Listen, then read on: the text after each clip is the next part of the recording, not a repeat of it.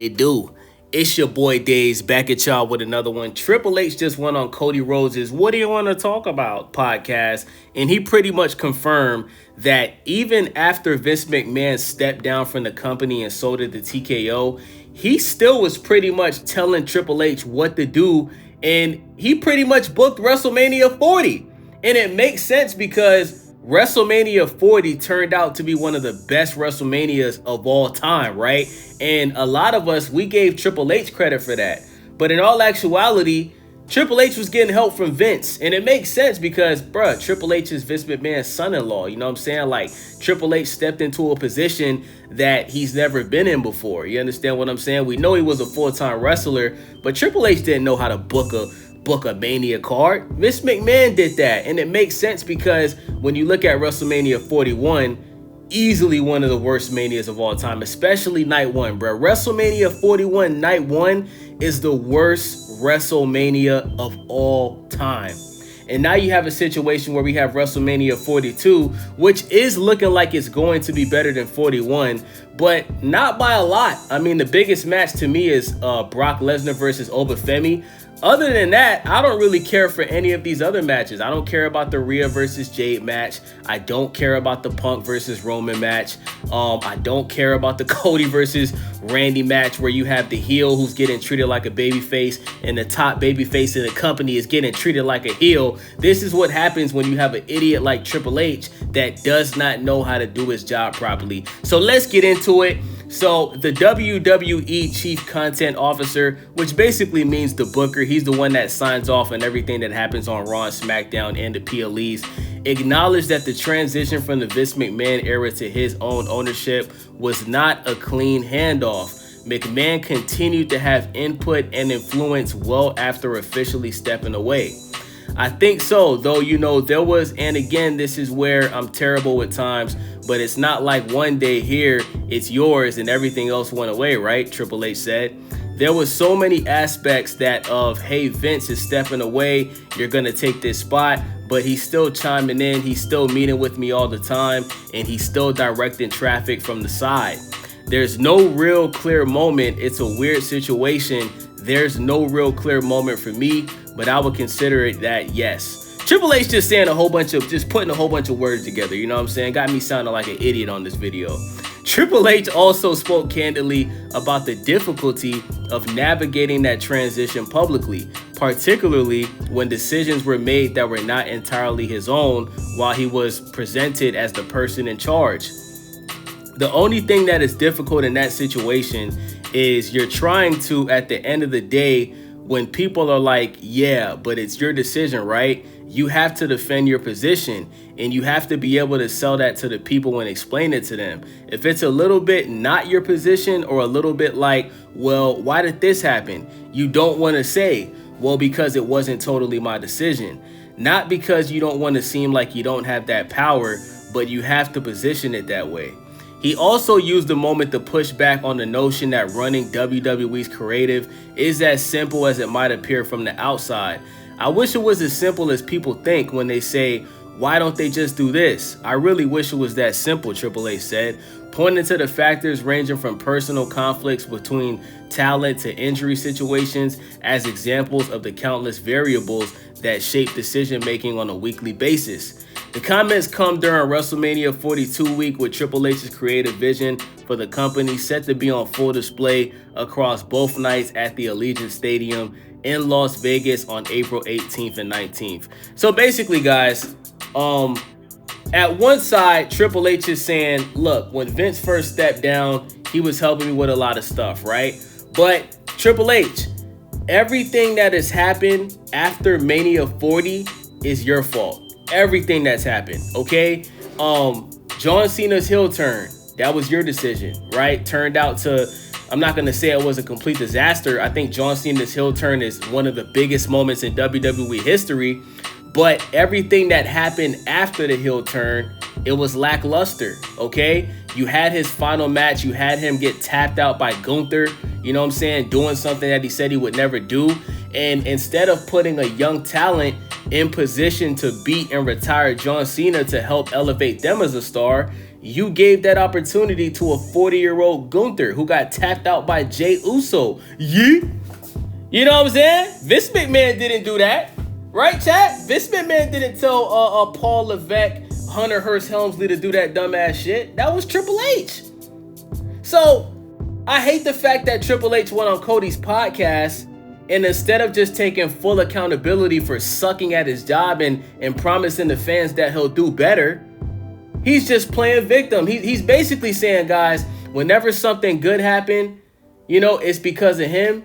And whenever something bad happened, oh, it's not my fault. Vince McMahon told, no. Tell the whole truth, bruh. Vince McMahon booked Mania 40. The Rock showing up, The Rock pinning Cody Rhodes on night one, that was Vince McMahon. We know that's Vince McMahon because Triple H hates The Rock.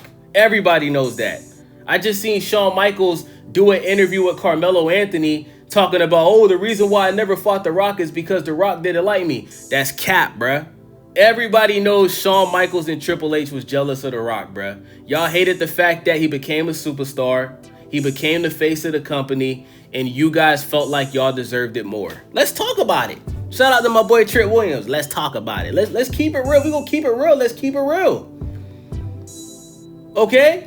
During John Cena's retirement tour, right? You had Cody Rhodes lose the belt.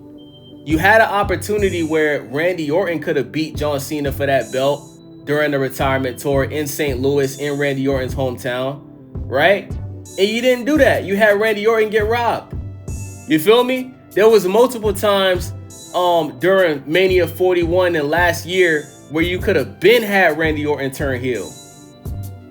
But after Kevin Owens got injured, you decided not to do it.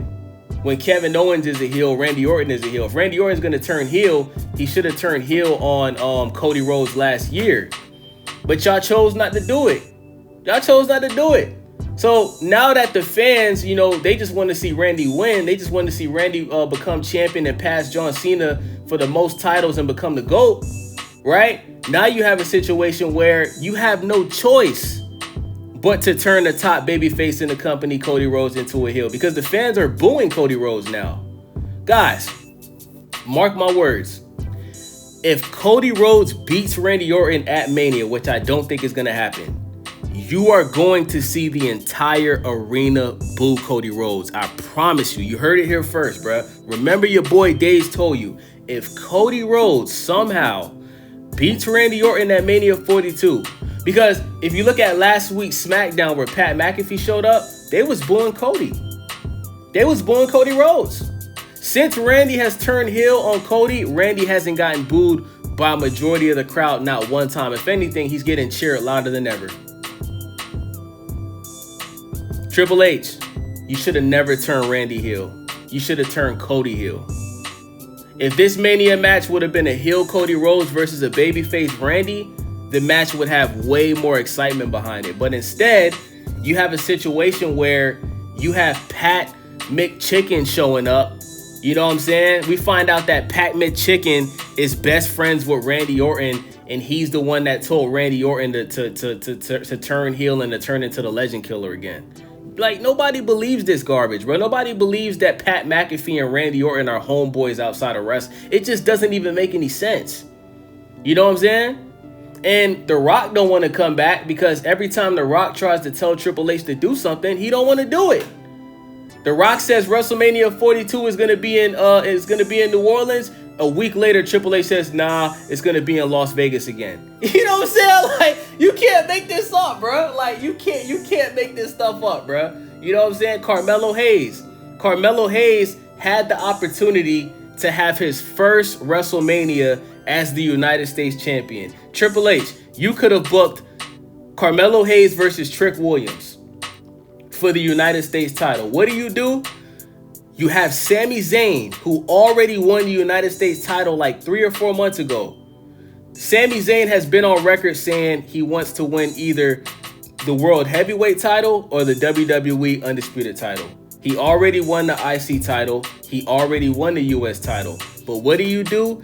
You have Sami Zayn beat Carmelo Hayes, take his title. The fans got pissed off at you. So you book a rematch just for Carmelo Hayes to lose again. And now you have a situation where Sami Zayn is a transitional United States champ. So you're making Sami Zayn look like even more of a jobber because he's not going to beat Trick Williams. I hope y'all know that. It's obvious that Trick Williams is going to beat Sami Zayn. But Carmelo Hayes versus Trick is a bigger match than Trick versus Sami. But once again, this is why you have no young stars in the WWE. Because every chance that you could give an opportunity for a young star to make a name for himself, y'all take it away from them, bruh. Y'all took away Carmelo Hayes' moment. You know what I'm saying? But Penta, who's 40 years old, Penta has a WrestleMania match with the IC title, but not Carmelo Hayes, who's like 30, 31. You know what I'm saying? So, yeah, man, y'all got to check out this interview, bruh. Triple H is full of it. You know what I'm saying? He's full of shit.